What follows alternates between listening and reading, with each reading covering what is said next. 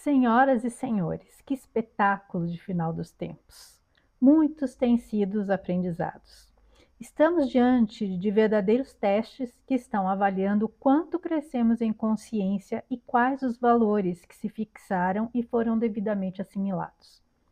Vou trazer aqui algumas pequenas histórias para ilustrar as reflexões que os recentes acontecimentos me trouxeram.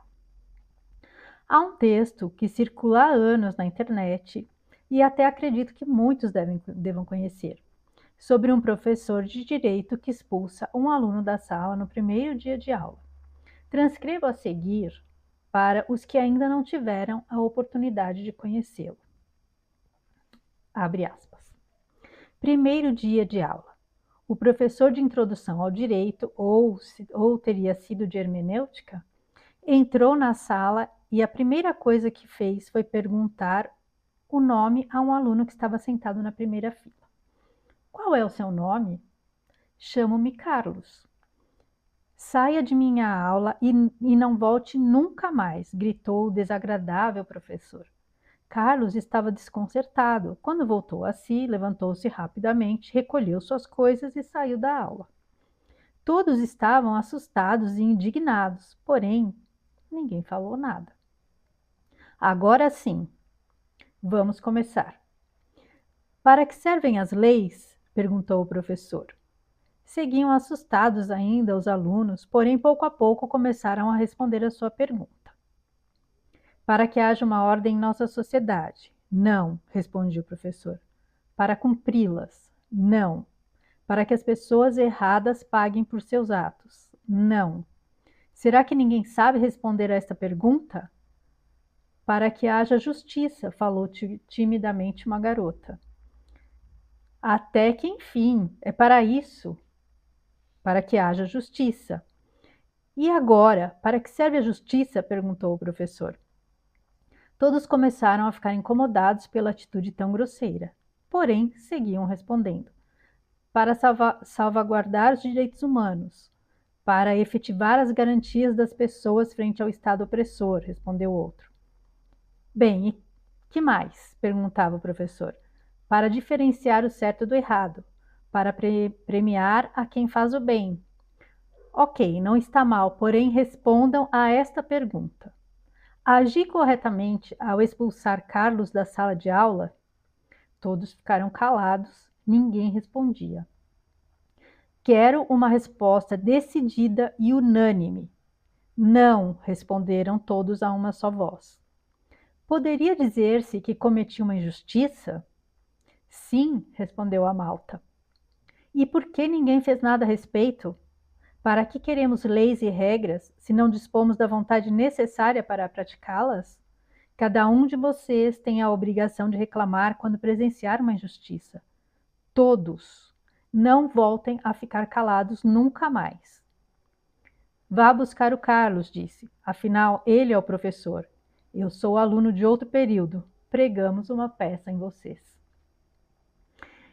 Fecha aspas. Essa pequena história me veio à lembrança diante de tamanhas injustiças que têm acontecido, impelidas por uma agenda nada benevolente e que avança pela inércia e covardia de muitos, que se escondem atrás de uma narrativa chamada politicamente correto. Estamos em meio a um evento mundial cujo principal objetivo seria fortalecer a união das nações através do esporte e fortalecimento de valores importantes, tais como solidariedade, igualdade, respeito e também justiça. Nessa edição, não são poucos os exemplos de desrespeito ao princípio de igualdade que garantiria a justiça nas competições. Porém, o que mais me espanta é a forma como as pessoas relativizam tais injustiças. Justificam que, infelizmente, não há o que se fazer, afinal são as regras. Se as regras são injustas, não deveriam ser questionadas e refutadas?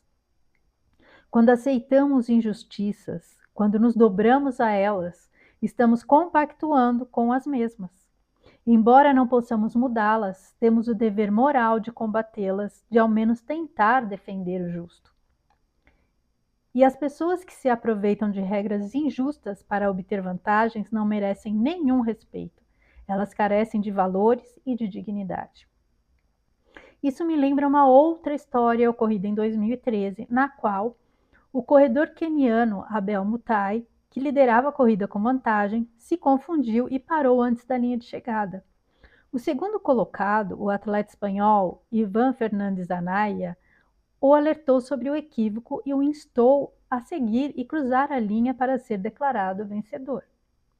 Ao ser questionado do porquê não ter ultrapassado o adversário e ganho a corrida, o segundo colocado respondeu o seguinte: eu não merecia ganhar, fiz o que tinha que fazer.